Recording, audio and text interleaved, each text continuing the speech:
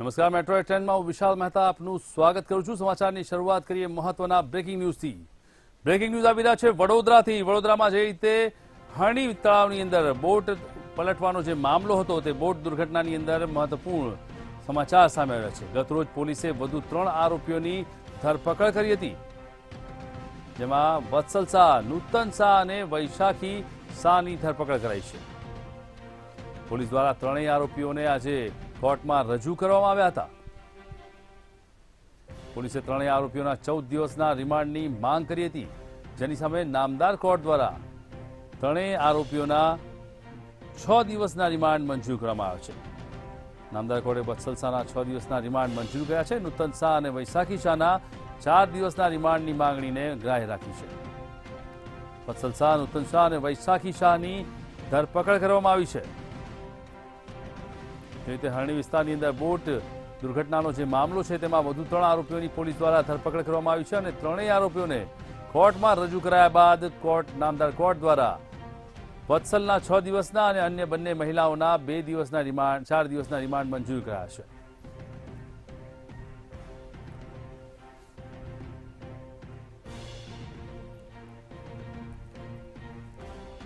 વત્સલ શાહ કે જેને નામદાર કોર્ટે 6 દિવસના રિમાન્ડ આપ્યા છે, જ્યારે નૂતન શાહ અને વૈશાખી શાહને 4 દિવસના રિમાન્ડ મંજૂર કરાયા છે।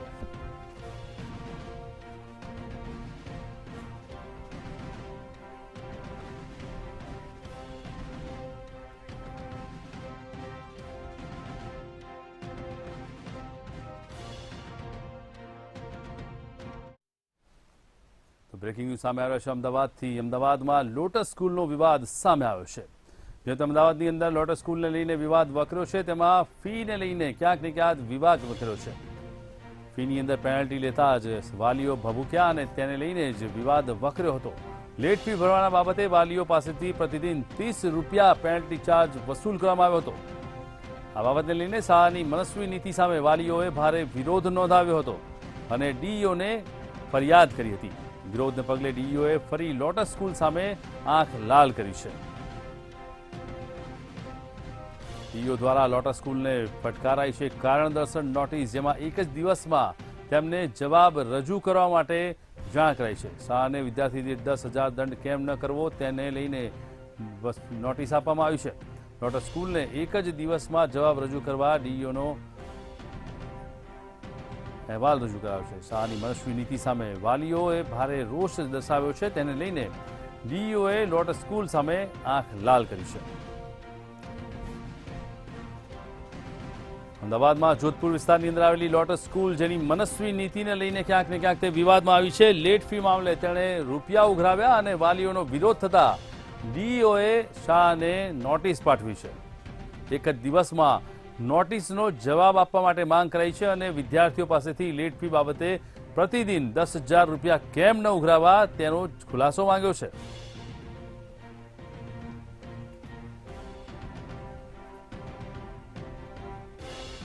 જોધપુર વિસ્તારની લોટસ સ્કૂલ, જેની મનસ્વી નીતિનો વિવાદ વકરી રહ્યો છે।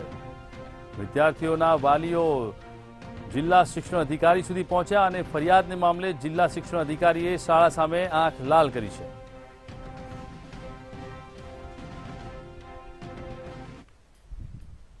તો જિલ્લા શિક્ષણ અધિકારી દ્વારા રાયખડ ખાતે આવેલા ગવર્મેન્ટ ગર્લ્સ સ્કૂલ ખાતે મીટિંગ યોજી હતી, જેમાં આગામી 19 ફેબ્રુઆરીથી 29 ફેબ્રુઆરી દરમિયાન ધોરણ 12 વિજ્ઞાન પ્રવાહથી પ્રેક્ટિકલ પરીક્ષા યોજાઈ રહી છે। જેમાં અમદાવાદમાં 26 કેન્દ્ર પર પરીક્ષા યોજાશે, જેને લઈને પરીક્ષા કેન્દ્રના સ્થળ સંચાલકો, સરકારી પ્રતિનિધિ તેમજ પરીક્ષક તરીકે જનારા શિક્ષકોને સૂચના કરવામાં આવી છે।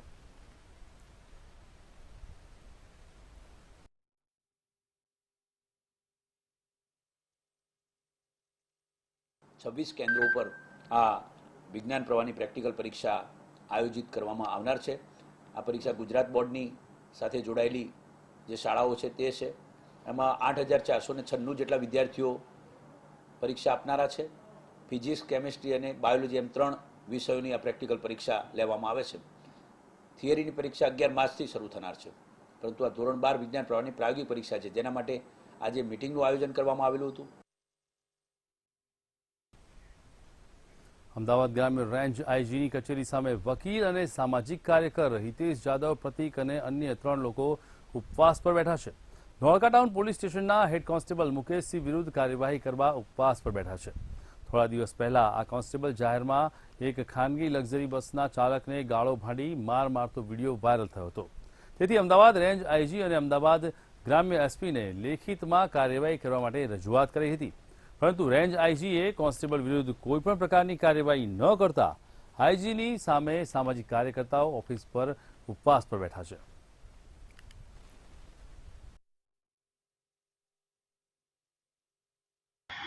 એસપી સાહેબ અને આઈજી સાહેબની કચેરી મકરબા ખાતે એક દિવસના પ્રતિક ઉપવાસ ઉપર બેઠો છું. થોડા સમય અગાઉ ધોળકાના પોલીસ કોન્સ્ટેબલ મુકેશસિંહ દોલતસિંહ જાદવ વિરુદ્ધ મેં એક ફરિયાદ આપેલ હતી.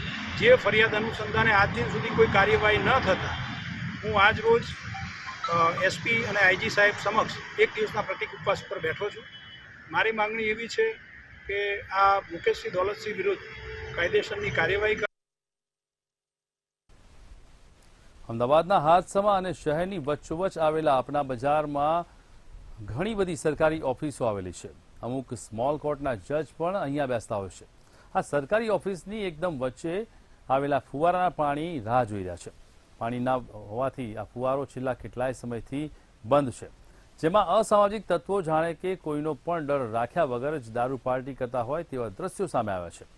આ ફુવારી અને આસપાસના હજારો લોકો દરરોજ આવતા હોય છે, પરંતુ ખુલ્લામાં દારૂબંધીના લીલા ઉડાડતો દારૂનો વિડીયો વાયરલ થયો છે. ત્યારે સવાલ એ છે કે આટલા લોકોની અવરજવરવાળી સરકારી ઓફિસમાં બિંદાસ દારૂ પીવાય છે તો તેમને રોકનાર કોઈ કેમ નથી? તે સવાલ અત્યારે ઊભો થયો છે.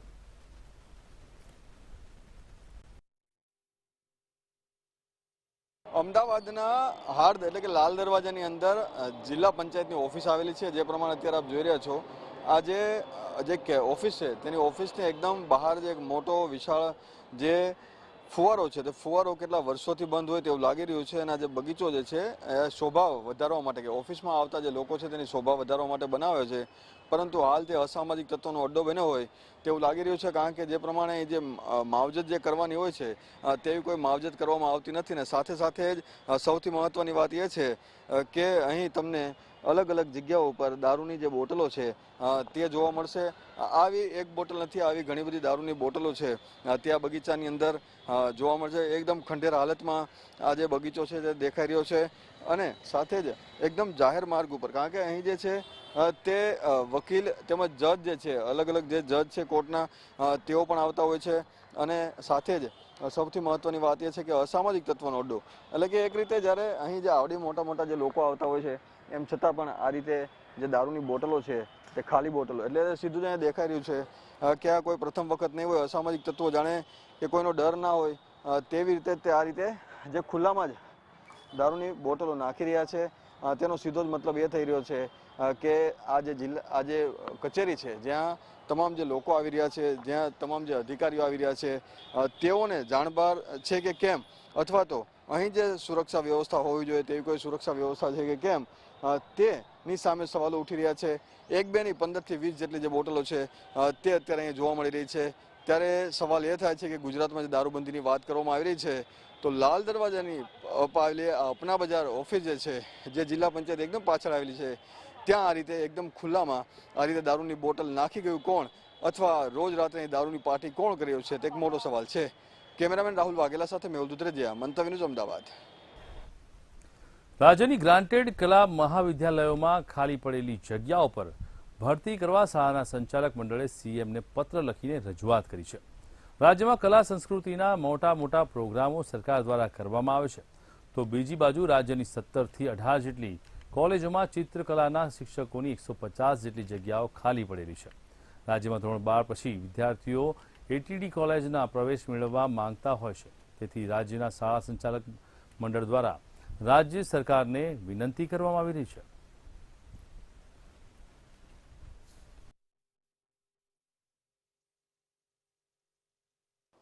આજે જે 17-18 કોલેજીસ જે જીવિત રહી છે એમાં 90% જગ્યાઓ ખાલી છે. 150 જગ્યાઓ અંદાજે ખાલી છે.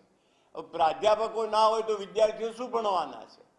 અને રાજ્ય પરીક્ષા બોર્ડ શું એની પરીક્ષા લેવાનું છે. તો એ સંજોગોમાં રાજ્ય સરકારને અમે અંતિમ વિનંતી પત્ર આપ્યો છે અને રાજ્ય સરકારને વિનંતી કરી છે કે જો હવે આપ કોઈ આ અંગે નિર્ણય નહીં લો તો અમારે એ જે વિદ્યાર્થીઓ અમારે ત્યાં 600-700 વિદ્યાર્થી ભણે છે એના હિત માટે પણ નામદાર હાઈકોર્ટમાં જઈ અને શિક્ષક ભરતી માટેના હુકમો મેળવવા પડશે. એટલા માટે અમે રાજ્ય સરકારને અંતિમ પત્ર લખેલ છે. લોકસભા ચૂંટણી પહેલા સરકારી કર્મચારીઓ દ્વારા જૂની પેન્શન યોજના લાગુ કરવા માટે રણસિંગુ ફૂંકવામાં આવ્યું છે. National old pension restoration United front સંગઠનના નેજા હેઠળ આ આંદોલન ચલાવી રહ્યું છે. આ આંદોલનને સમર્થન આપવા રાજ્યના સરકારી કર્મચારીઓ દ્વારા કાળા કપડાં પહેરીને વિરોધ નોંધાવવામાં આવી રહ્યો છે.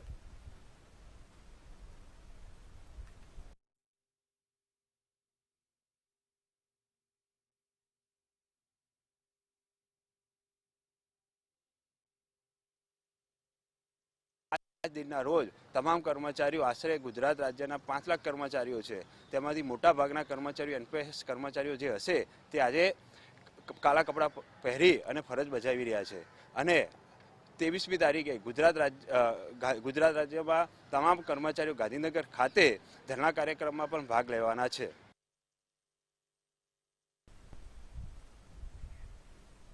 અમદાવાદના નવરંગપુરામાં આવેલી માઉન્ટ કાર્મલ સ્કૂલ જર્જરિત હોવાની વાત સામે આવી છે.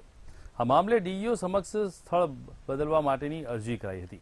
ત્યારે અમદાવાદની માઉન્ટ કાર્મેલ સ્કૂલ મામલે તપાસ હાથ ધરવામાં આવી રહી છે.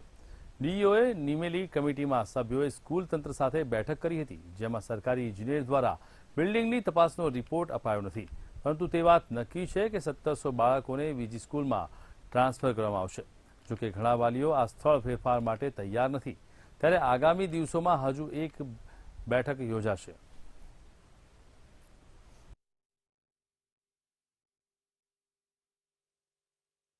શાળાને લગતું જે કંઈ માળખાકીય સુવિધા ધરાવતી હોય તેવી શાળાઓ અને મેનેજમેન્ટ સામેનું એમને આપવા પણ તૈયાર હોય તો તેવી જગ્યાઓ અમે શોધવાની ચાલી રહી છે. 7 દિવસમાં એનો રિપોર્ટ આપવા માટે સૂચના આપી. અને અત્યારે જે ડે ટુ ડે અમે જે રીતે એમની પાસેથી રનિંગમાં એમની તપાસ જે કંઈ થયેલી છે અને સ્થળો મળ્યા કે કેમ, તો એમાં ઘણા બધા સ્થળો મળ્યા છે. એની વાલીઓ સાથે પરામર્શ પણ ચાલી રહ્યો છે અને મને લાગે છે નજીકના 2 થી 3 કિલોમીટરની અંદર જ જે સ્થળ નક્કી થયા છે એમાંથી કોઈ ચોક્કસ સ્થળ નક્કી કરવામાં આવશે. તો અર્જુન મોઢવાડિયાની ટિપ્પણી ઉપર બળવંતસિંહનો જવાબ આપતા કહ્યું છે કે અમારી સરકારમાં એક પણ ઇંચ ગૌચર ઓછું નથી થયું. જ્યારે ગુજરાતના વિકાસની ચર્ચા વિશ્વમાં બહાર થઈ રહી છે. 2003થી અત્યાર સુધી 10 વાઇબ્રન્ટ થઈ ચૂક્યા છે. ગુજરાત આજે ઔદ્યોગિક ક્ષેત્રના હરણફાળ ભરી રહ્યું છે. 2022-23માં ગુજરાત 33% વિકાસ કરતું રાજ્ય બન્યું છે. દેશની ટોપ લેવલની 100 કંપનીઓ ગુજરાતમાં હોવાનો સરકાર દાવો કરે છે. ઉદ્યોગ મંત્રીએ વધુમાં કહ્યું છે કે વાઇબ્રન્ટમાં 45 લાખ કરોડથી વધુ રોકાણ થયું છે. આયોજનમાં આ વર્ષે 32 જિલ્લાઓમાં 2600થી વધુ MOU થયા છે, જે 1.50 લાખથી વધારે રોજગારીનું સર્જન કરશે.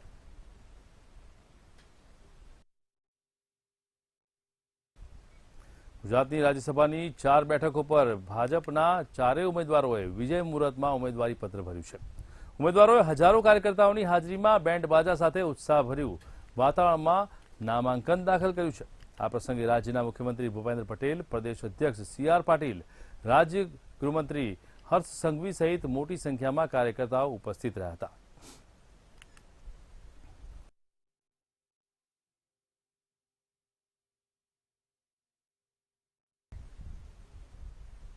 જામનગર નજીક દરેડા વિસ્તારમાં બ્રાસ ઉપરાંત વેપારીના પેઢીમાંથી નીકળેલો એક ટ્રક ચાલક એકાએક છૂમંતર થયો હતો.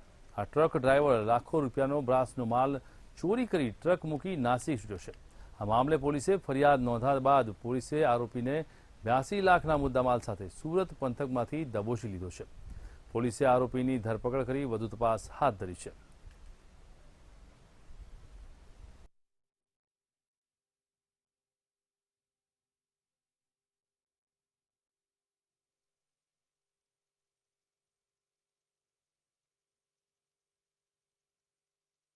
એક આઈસર ટ્રક જેમાં આશરે 10 ટનના આશરે બ્રાસ પાર્ટ ભરી અને નાસિક મહારાષ્ટ્ર જતો હતો. તો રસ્તામાં જે ટ્રકના ડ્રાઈવર છે એ બધા મુદ્દામાલ સહિત ગાયબ થઈ ગયા હતા. અને આ જે ફરિયાદ દાખલ થઈ હતી, આ ફરિયાદના અનુસંધાને એલસીબી અને પંચબીની પોલીસને મળી અને સારી રીતે આનું ડિટેક્શન કર્યું છે. અને એલસીબી દ્વારા જે આઈસર ટ્રક અને જે ટ્રકના ડ્રાઈવરનું જે નામ છે ધર્મેન્દ્રસિંહ ઝાલા, આને સુરત ખાતેથી પકડી નાખી. આજે મુખ્યમંત્રી ભૂપેન્દ્ર પટેલે રાજકોટના આટકોટ સ્થિત કેડી પરવડિયા હોસ્પિટલની મુલાકાત લીધી છે, જેમાં મુખ્યમંત્રીએ દર્દીઓને મળીને જલ્દી સ્વસ્થ થવા શુભકામના વ્યક્ત કરી હતી. મુખ્યમંત્રીએ હૃદય રોગ વિભાગ અને કેથલેબની મુલાકાત લીધી હતી. આ મુલાકાતમાં તમામ નેતા સહિત હોસ્પિટલના તબીબો અને સ્ટાફ પણ ઉપસ્થિત રહ્યા હતા.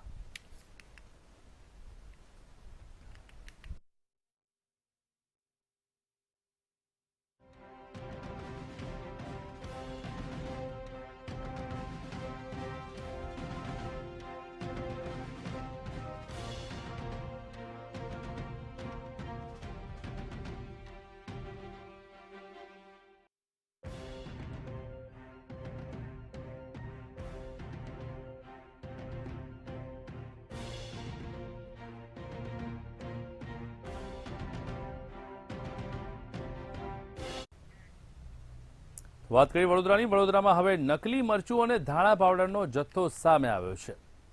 હાથીખાના માર્કેટમાં નકલી મરચા પાવડરનો જથ્થો એસઓજી અને પાલિકા આરોગ્ય શાખા દ્વારા દરોડા પાડી કબજે કરાયો છે, જેમાં 200 કિલો મરચા પાવડરનો જથ્થો ઝડપાયો છે. અમદાવાદના માધુપુરામાંથી મરચા અને ધાણા પાવડર લેવાતો હતો.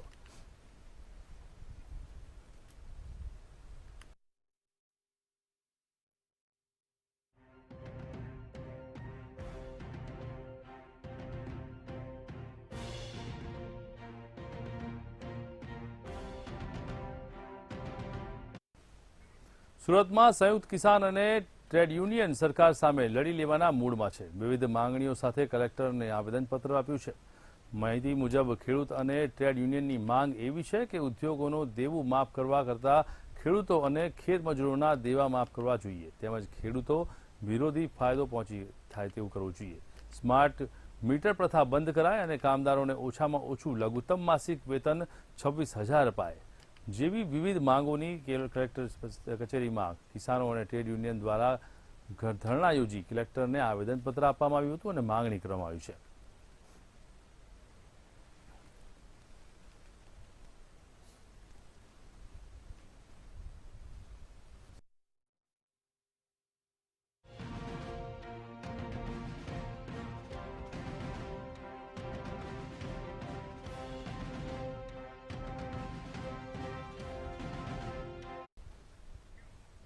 સુરતના ઓલપાડ તાલુકાના સરકારી કર્મચારીઓ દ્વારા સતત બીજા દિવસે પણ વિરોધ નોંધવામાં આવી રહ્યો છે.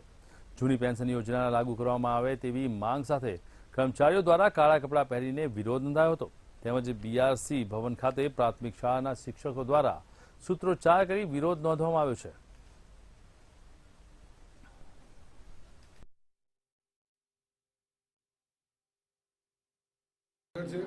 અમારી માંગણી એક હતી અને કે જૂની પેન્શન યોજના મળવી જોઈએ. સરકારે અમારી માંગણી સ્વીકારી, 5 મંત્રીશ્રીઓની કમિટીએ પણ અમારી માંગણી સ્વીકારી અને આપવાની વાત કરી, છતાં પણ આજ સુધી એનો અમલ કરવામાં આવ્યો નથી. તેથી સરકારશ્રીને યાદ કરાવવા માટે કે 2005 પહેલાની જૂની પેન્શન યોજનાનો લાભ અમને આપે, ફિક્સ પગાર યોજના નાબૂદ કરે. આ રીતે જે સરકારે વાદા કર્યા હતા અમને, એ માંગણીઓ અમારે સંતોષે એ હેતુસર અમે કર્મચારી મહામંડળ નિર્જા હેઠળ આ કાર્યક્રમ આપેલો હતો. હજારો લાખો શિક્ષકો સહિત તમામ કર્મચારી મિત્રો સરકારશ્રી સમક્ષ પોતાની જે માંગણીઓ પડતર છે એ અંગે સરકારશ્રીને ધ્યાન દોરવા માટે છેલ્લા 2 દિવસથી કાળી પટ્ટી ધારણ કરી અને આજે સમગ્ર રાજ્યમાં શિક્ષકો સહિત તમામ કર્મચારી મિત્રો કાળા વસ્ત્રો ધારણ કરીને પોતાની ફરજ બજાવી રહ્યા છે. રાજકોટમાં આશા એન્ડ હેલ્થ વર્કર્સ યુનિયન દ્વારા આંદોલન કરવામાં આવી રહ્યું છે, જેમાં સંયુક્ત ટ્રેડ યુનિયન દ્વારા લઘુત્તમ વેતન વધારવા માટે માંગ કરી રહ્યા છે. ત્યારે આંદોલનના ભાગરૂપે રાજકોટની 2500 આંગણવાડીઓ 2 દિવસ સંપૂર્ણ રીતે બંધ રહી હતી. આંદોલન રાષ્ટ્રવ્યાપી હડતાલના પગલે કરાયું છે. અમારી જે પડતર માંગણી છે, લઘુત્તમ વેતનમાં અમારે સમાવેશ કરે, કાયમી કર્મચારીનો દરજ્જો આપે, સારી કંપનીના મોબાઈલ આપે, જે ગ્રેચ્યુઇટી એક્ટનો કાયદો સુપ્રીમ કોર્ટે આપેલો છે એ ગ્રેચ્યુઇટી બહેનોને ચૂકવે, લાયક બહેનોને પ્રમોશન આપે, ઈએસઆઈ પ્રોવિડન્ટ ફંડ જેવા લાભો મળે અને જે મોબાઈલ છે એ સારી કંપનીના અમને પ્રોવાઈડ કરે. આવી અનેક માંગણીઓ જે અમારા પડતર બિલો છે એ તાત્કાલિકના ધોરણે ચૂકવે. આવી અનેક પડતર માંગણીઓ છે અમારી. મુખ્ય માંગણી અમારી લઘુત્તમ વેતનમાં અમારો સમાવેશ કરે અને કાયમી કર્મચારીનો દરજ્જો આપે. અમારી માંગણી તો છેલ્લા 2018 થી અમારી આ હડતાલ ચાલુ છે અને 2018 ની અંદર જયારે અમે 17-18 દિવસની હડતાલ હતી ત્યારે સરકારે એવું કહેવામાં આવ્યું હતું કે દર બજેટની અંદર આંગણવાડી કાર્યકર અને હેલ્પરનો પગાર વધારો કરશું. છતાં પણ સરકારે આ વખતે તો અમને લોલીપોપ આપ્યો કે કાંઈ બજેટની અંદર તો કાંઈ આપ્યું નથી. અને એમ કીધું છે કે આયુષ્યમાન કાર્ડ તો આમ પબ્લિકને પણ મળે છે અને એની પણ મર્યાદા છે કે 7 લાખથી ઉપરની જેમની આવક છે તો એને મળતો જ નથી લાભ. તો એ કેવી રીતે કહી શકે કે આંગણવાડી વર્કરોને અમે લાભ આપ્યો છે? અમારું શોષણ ખૂબ જ થાય છે અને બજેટમાં ક્યાંય અમારું નામ આવતું જ નથી કે અમે એક આશા વર્કર તરીકે કામ કરીએ છીએ તો અમને એક અમારી ઓળખાણ જે અમે 2 વર્ષ યુનિફોર્મ આપવા માટેનું કહ્યું હતું તે પણ હજી અમને મળ્યો નથી. એટલે અમને એક ઇન્સેન્ટિવ બેઝ ઉપર કામ કરાવે છે ને તો ઇન્સેન્ટિવમાં પણ એવું હોય છે કે અમને કેટલા બધા કાગળિયા ભેગા કરીએ ત્યારે અમને આ લોકો ઇન્સેન્ટિવ આપે છે. એટલે અમારી સરકાર પાસે એક જ વિનંતી છે કે અમને લઘુત્તમ વેતન આપે અને અમારું શોષણ બંધ કરે. વાત કરીએ રાજકોટની. રાજકોટમાં ક્ષત્રિય મહિલા આગેવાન પદ્મિનીબા વાળાનું નિવેદન સામે આવ્યું છે. ક્ષત્રિય મહિલા આગેવાન પદ્મિનીબા વાળાને રીવાબા સામે રોષ વ્યક્ત કર્યો છે. રવિન્દ્ર જાડેજાના પારિવારિક જીવનની વાતને લઈને સમાજ ચિંતિત થયો છે. રીવાબા જાડેજા સમાજની એક પ્રતિષ્ઠિત વ્યક્તિ છે. જો તેમના ઘરમાં આવો માહોલ હોય તો સમાજ તેમની પાસેથી શું શીખશે? રીવાબાના સસરાએ જે વાત કહી છે તેને જોતા એવું લાગે છે તે બહુ ખોટું થયું છે. રીવાબાએ તેમના સસરાની માફી માંગીને તેમને ઘરે લાવવા જોઈએ. રીવાબાને પોતાના સાસુ સસરાને પોતાના માતા પિતા તરીકે અપનાવવા જોઈએ. રવિન્દ્ર જાડેજા ભાઈ જે છે એ અમારા સમાજનું ગૌરવ છે અને આજે જે એનો વિવાદ ચાલી રહ્યો છે એ એક જોતા એવું લાગે કે ભાઈ આજે રવિન્દ્ર જાડેજા એક આટલા મોટા સ્ટેજ ઉપર છે તો આ એક અમારા એક સમાજ માટે પણ અમને થોડોક આંચકો આવી ગયો છે કે આ ઘરની પરિસ્થિતિ આ ન હોવી જોઈએ. અને પ્લસ કે રીવા જે છે તો રીવાએ પણ આપણે જોઈએ ને તો એક સેલિબ્રિટી તરીકે કે એક મોટી સીટ ઉપર અત્યારે બેઠા છે તો એક જાહેર જીવનમાં પણ જો આપણે કહીએ ને તો પહેલા હું તો મારેથી જ વાત કરીશ કે મારી ઘરે પણ જો આવો કઈ બનાવ બનતો હોય અને હું આગેવાની લઈને બેઠી હોય તો આ તો મને પણ શોભા નથી દેતું. તો જે પણ હોય એમ એ આ ન થવું જોઈએ. આક્ષેપમાં તો એવું છે કે હવે એ તો ભાઈ એમનો ફેમિલી મેટર છે પણ જે એમના પપ્પા ખુદ બોલે છે એટલે એક આપણે વિચારવા જેવું છે કે એક બાપની વેદના અને થોડુંક એક ઓલું લાગે કે ભાઈ આ ન જ થવું જોઈએ. બહુ ખોટું થયું છે. તો ભાવનગરના મહુવામાં અસામાજિક તત્વોનો આતંક સામે આવ્યો છે. જેમાં મહુવાના વડલી ગામ ભૂતેશ્વર ગામે 6 મહિના પહેલા થયેલા ફરિયાદની દાજ રાખી 4 થી 5 શખ્સો દ્વારા ફરિયાદી પ્રેમજીભાઈ સરવૈયાના પરિવાર પર હુમલો કરવામાં આવ્યો હતો. ત્યારે હુમલા બાદ ઇજાગ્રસ્તોને મહુવા જનરલ હોસ્પિટલ ખાતે ખસેડવામાં આવતા 6 થી 7 ઈસમો હોસ્પિટલમાં પણ ઘૂસી આવી ધારદાર હથિયારો સાથે આતંક મચાવ્યો હતો. જ્યાં તોડફોડ કરી કાચ તોડી હોસ્પિટલમાં પણ હિચકારી હુમલો કર્યો છે. જેમાં નેબ ગામના શરદ ભીલ નામના યુવકની હત્યા કરવામાં આવી હતી. તે મામલે પોલીસને ફરિયાદી પ્રેમજીભાઈ સરવૈયા ઉપર શક જતા પોલીસે કડક પૂછપરછ કરતા મામલો સામે આવ્યો છે. જેમાં પ્રેમજીભાઈ સરવૈયાએ જ શરદ ભીલની હત્યા કરી હતી. જ્યારે આ મામલે મહુવા પોલીસે આરોપીની ધરપકડ કરી વધુ તપાસ કાર્યવાહી હાથ ધરી છે.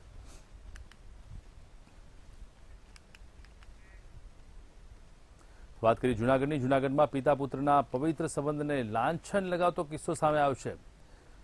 જેમાં 60 વર્ષના વૃદ્ધ પિતાએ પોતાની જ સગીર વયની દીકરીને હવસનો શિકાર બનાવી છે. 13 વર્ષની સગીરા પુત્રી પોતાના નાના ભાઈ અને પિતા સાથે રહેતી હતી. ભોગ બનનાર પુત્રીની માતા ન હોવાથી પિતાએ સગીર પુત્રીને હવસનો શિકાર બનાવી અનેકવાર દુષ્કર્મ આચર્યું હતું. હવસખોર પિતાનું આ કારસ્તાન બહાર આવતા સમગ્ર પંથકમાં અરેરાટી વ્યાપી ગઈ છે. નરાધમ પિતાના કાળા કરતૂતથી પડોશમાં પણ રહેતા એક મહિલાએ જાણ થઈ હતી અને સમગ્ર ઘટનાની જાણ સ્થાનિક લોકોને અને પોલીસને કરતા પોલીસે નરાધમ પિતાની ધરપકડ કરી છે. આ મામલે પોલીસે બાળકીના પિતા વિરુદ્ધ પોક્સો સહિતની કલમ હેઠળ ગુનો નોંધી ધોરણસરની કાર્યવાહી શરૂ કરી છે.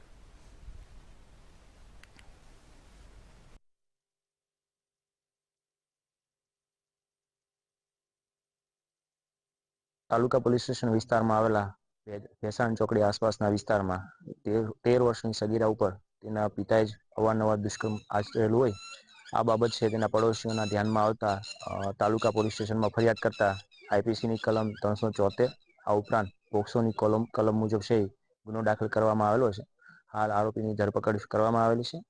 આ જે આરોપી છે તેની ઉંમર 60 વર્ષ છે અને આ ઉપરાંત પણ તેને છે પોતાની સગીર દીકરી છે સગીર વયની તેના ઉપર છે બળાત્કાર કરેલો છે.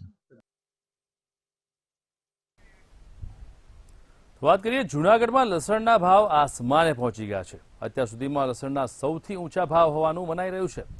સામાન્ય દિવસોમાં 50 થી 70 રૂપિયા પ્રતિ કિલો મળતું હોવાથી લસણ આજે 200 થી 300 રૂપિયાના ભાવ મળી રહ્યું છે. જેના કારણે ક્યાંક ને ક્યાંક લોકો પરેશાન થઈ રહ્યા છે. ભાવ ઉચકાતા પાછળનું કારણ એ છે કે લસણના ઉત્પાદનમાં ઘટાડો થયો છે. લસણનું ઉત્પાદન ઘટતા અને જૂનું લસણ ખલાસ થઈ જતા ભાવ ઉચકાયો હોવાનું મનાવવામાં આવી રહ્યું છે. એક તરફ જૂનું લસણ ખલાસ થઈ ગયું છે અને આવક માત્ર મધ્યપ્રદેશથી જ થઈ રહી છે, તેથી ત્યારનું બજાર પણ ઉચકાઈ રહ્યું છે. જોકે આ સ્થિતિ હજુ 1 મહિનો રહેશે અને બાદમાં ગુજરાત, રાજસ્થાન અને ઉત્તર પ્રદેશથી જ્યારે લસણની આવક શરૂ થશે ત્યારે ફરી લસણના ભાવ સામાન્ય થાય તેવી ધારણા વેપારીઓ કરી રહ્યા છે. જુનાગઢમાં લસણોની આવક જે જૂનું લસણ છે આપણું એ જૂના લસણની આવક તો બિલકુલ પૂરી થઈ ગઈ છે. અત્યારે જુનાગઢ માર્કેટિંગ યાર્ડના અંદરમાં નવું લસણ અત્યારે એમપીનું લસણ આવે છે. અત્યારે રેગ્યુલર ભાવ લસણનો તમે સમજો 20 કિલોનો ભાવ છે અત્યારે 4000 થી માંડીને 6000, 6500 વધીને 7000 રૂપિયા સુધી લસણનો ભાવ અત્યારે છે. આટલો ભાવ હાઈએસ્ટ ભાવ લસણનો આ વર્ષે જોવા મળ્યો છે અને ખેડૂતોને લસણના બહુ સારો ભાવ આ વર્ષે મળ્યા છે. છેલ્લા 3 વર્ષના અંદરમાં ખેડૂતોએ લસણમાં બહુ મોટી નુકસાની કરી. જે ઉત્પાદન થયું એના ભાવ પૂરા એને મળ્યા નહીં. તો આ વર્ષે મતલબ 2023માં ખેડૂતોએ લસણનું વાવેતર ઓછું કર્યું, ઉત્પાદન ઓછું હતું, એના હિસાબે બહુ હેવી પૂરા ઇન્ડિયાના ભાવ રહ્યા. મેટ્રો ન્યૂઝમાં અત્યારે બસ આટલું જ. મહત્વના સમાચાર માટે જોતા રહો મંતવ્ય ન્યૂઝ. નમસ્કાર.